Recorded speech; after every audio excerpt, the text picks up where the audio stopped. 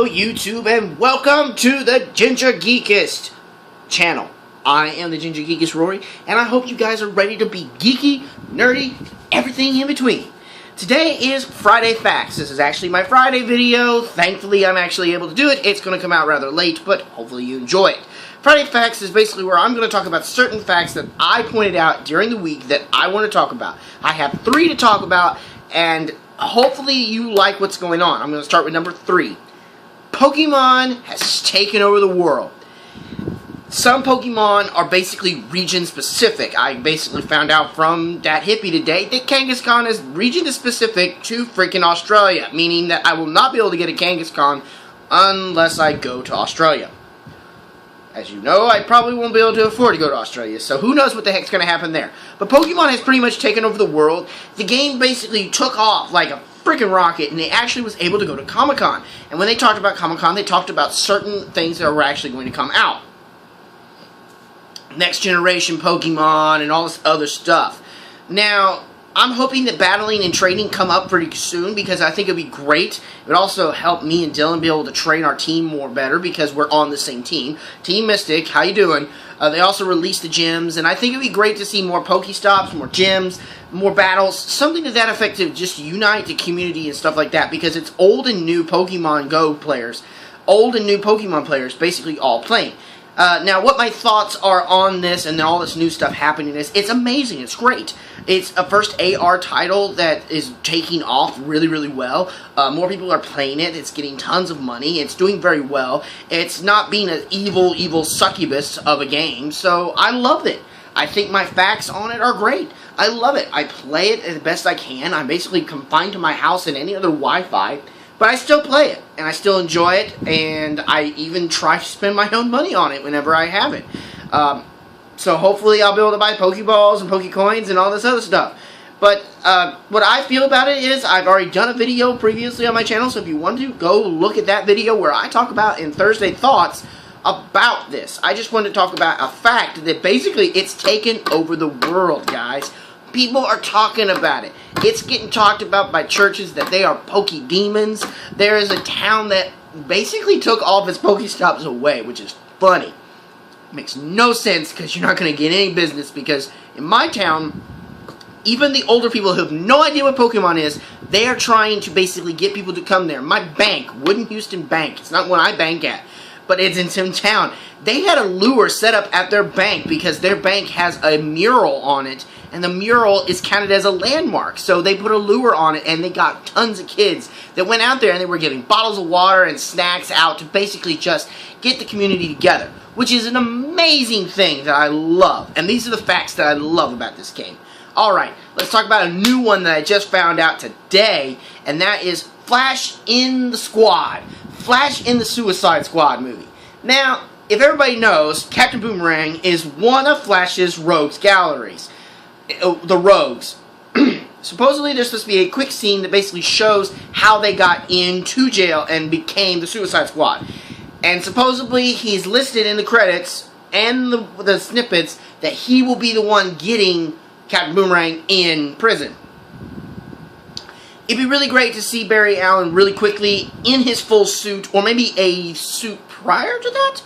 Something that maybe a vigilante kind of thing when maybe he started young. Who knows how long ago this movie has been or whatever the heck is going on. Supposedly he's supposed to have flashbacks and stuff, so maybe we'll figure out maybe how long Flash has actually been the Flash. And hopefully it'll be really, really good. Alright, so let's talk about the last one, which is really depressing and also really fun at the same time. And that's Ultimate Alliance is back. But don't get too excited. The PC port is pretty much a piece of crap, and also the 2 games can be bought together for $60, and they can both be bought separately for $40 a piece.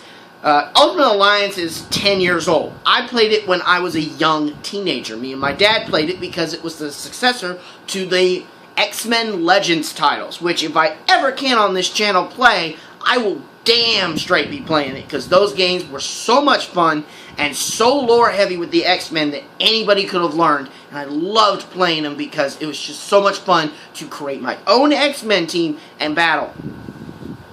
But in Ultimate Alliance, it became amazing because you were able to make the Avengers, you had Spider-Man. It became so much fun. And they even had an Xbox Gold Edition that had Cyclops, Nightcrawler, Incredible Hulk, Juggernaut, Hawkeye, all these other characters. But guess what, guys? It's coming out again, and they released it with not a single DLC on the first one. The second one's got all the damn DLCs, but it's still messed up, and it still doesn't get enough credit because the second one's not as good as the first one. In my book, I played both of them. The second one's fun, but not as fun as the first one. The first one had just amount of a big story. Civil War took more up in the second one, and it wasn't as good as I thought it was going to be. Voice acting was fun. Stan Lee's cameo was fun. It was great. But having the DLCs in that, and then basically paying $40 for a 10-year-old game, and not having the DLC put into it, is pretty janky. Activision kind of fucked up with that. Not a lot of people are going to want to get it. I mean, they basically thought they were probably going to get the Xbox Gold Edition, so they can't, because literally, if you look up Xbox Gold Edition, Ultimate Alliance, I've looked it up before, it's expensive, because they only made a certain amount of copies. And Activision is missing an opportunity. I bet they're trying to basically get people to buy the game, and then, oh, you can get the DLC for this amount of money. No one should buy a 10-year-old game just for their Xbox One or something for $40. I would buy it, but it better have the DLC in it. Because the game, to me, is worth $40, but the DLC needs to be in it if it's a 10-year-old game. Whenever we live in this day and age now that basically a Game of the Year edition comes out and it'll have all the DLCs and the company will not lose money. The company will gain money. Activision is losing money right now because everybody on Steam who bought the game and it became janky, they're getting Steam refunds already. So basically, all that money that they thought they were going to be making is gone. Steam will be giving them credit and they'll go buy another game. Which is really sad because this game coming out would be awesome. It's got Ghost Rider in it, guys. It's got Daredevil. It's got everything good in it. It's actually got the Fantastic Four, and it's good. It's got Doctor Doom actually being good. And I will do a review of this game, and I will show you how good this game is. If I have to get my PlayStation 2 version of it just to play it without the DLC shit, I will play it. If I have to, I will.